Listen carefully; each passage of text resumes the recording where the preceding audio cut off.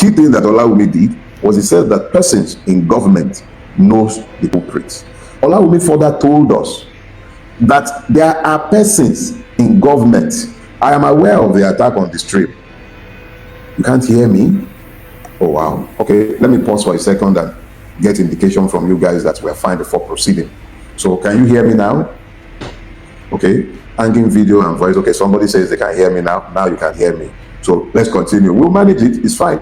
So Colonel Olawumi came into the public space and he told us, he said there are persons in government who are the financiers, godfathers of everything that we are saying. That there is no distinction, that we can call them Boko Haram, militants, bandits. That is one and the same. One and the same. Remember that Obadiah had told all of us earlier on that a serving governor in northern Nigeria is or was the commandant of Boko Haram in Nigeria.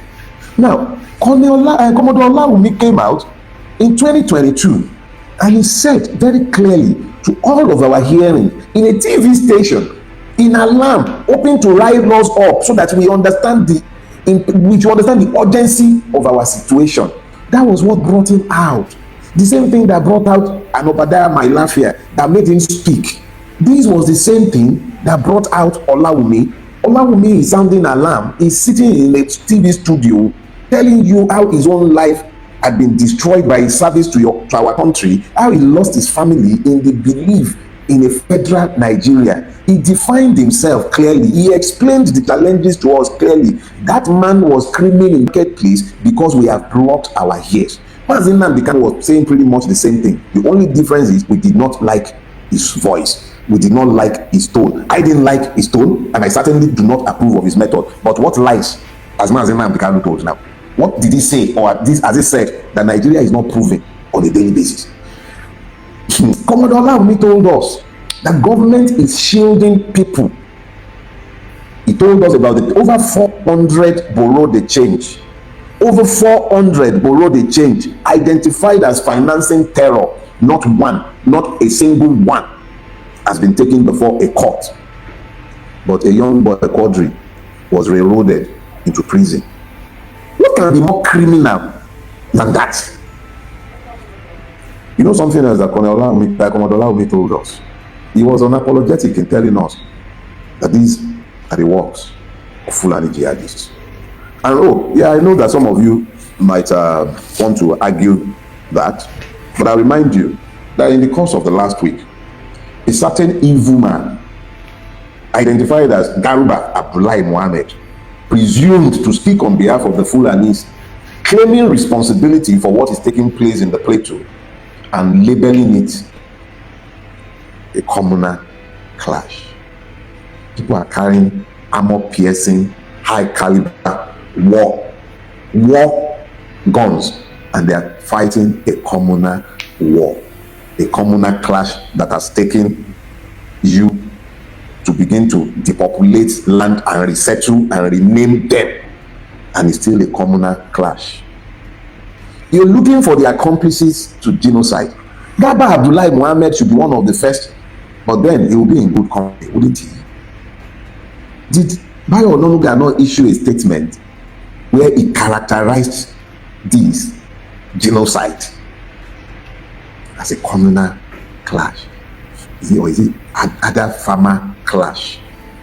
How? Brazen genocide that is happening in plain sight. Olawumi told us that the people doing this are in government. They have been in government for a while. It didn't start with Bulaba. It didn't start with Buhari. They've always been part and parcel of government, but never tolerated and allowed to act with this level of impunity. There was some pretense at restraints. There were pretenses at restraint. There were attempts to use the law like El Rufai used it in Ladoga. But this, where people are driven off their land and the land is resettled by Fulanis who are not even indigenous to the land, and the government is sitting by and the government is talking about communal clashes. When does it become collusion? At what point can we call it collusion? Exactly when is it okay to admit to the fact that these are no longer isolated accidents? When are we going to agree that this is a well-coordinated operation in which a whole lot of people are complicit?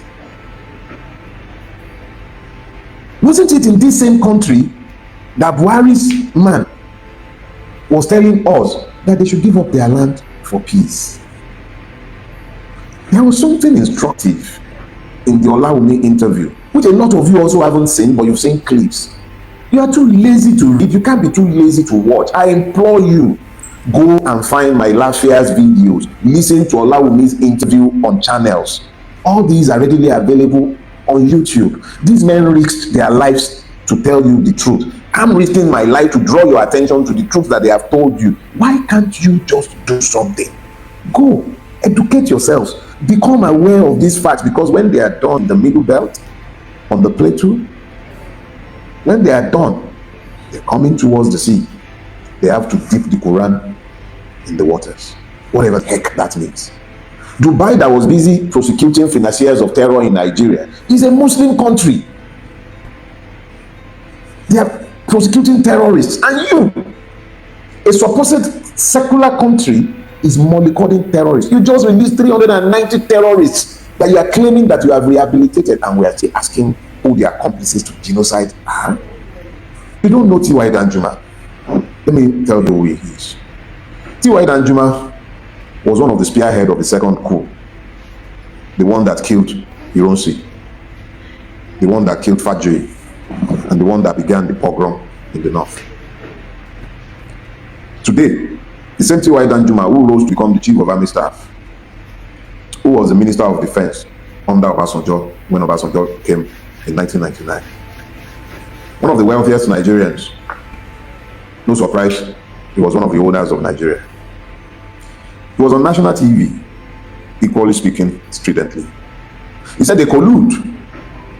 He said you should harm yourselves, that you cannot depend on the Nigerian army to protect you. He spoke extensively to the need for individuals to hold on to their right to self-defense. Beautiful words. But let me remind you, the first thing the Nigerian state usually does that will precede most of this genocide, and you have Melafia's word if you go and listen to him, and we have multiple accounts. The Nigerian army or police will declare a curfew, and once the curfew is declared, they will come onto the communities and disarm the communities, remove even bows and arrows, according to Melafia, render these people incapable of defending themselves. They're left with nothing. And then these Fulani terrorists would come bearing automatic weapons, high caliber automatic weapons, against people who have nothing with which to defend themselves. Slaughter children in their beds. You've seen pictures coming out of Irigwe and coming out of Bok0. Slashing them in their bed. Human beings without compassion. And when they attempt, if they have illicit arms, to defend themselves, the police and army will come back, and those who are merely defending themselves become the suspects that the army and police will be parading as the culprits. I'm sure there are exceptions, but this is the generation. And if you thought that wasn't bad enough, then you don't know anything about Jackson. A farmer. He was attacked on his farm, right there on his farm, by a Fulani terrorist. Because who else will go onto a man's land and attack him on his own farm? Stabbed him multiple times. And he managed to take the knife from his attacker. And he stabbed his attacker. I left law school almost 3 decades ago. And I left law practice almost 7 years ago. But I remain a lawyer because of my education. If ever there was a classic case of self-defense, that was one. But what did the Supreme Court do? He was convicted for murder, sentenced for defending himself on his own farm against a person who had caused him multiple injuries.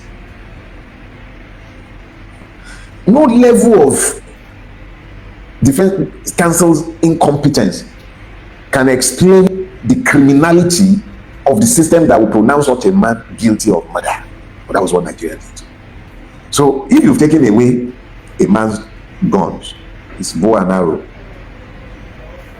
but he can't even defend himself with the weapon that he had wrested from the hand of the man who set upon him on his own land, how is this? You've criminalized the right to self-defense.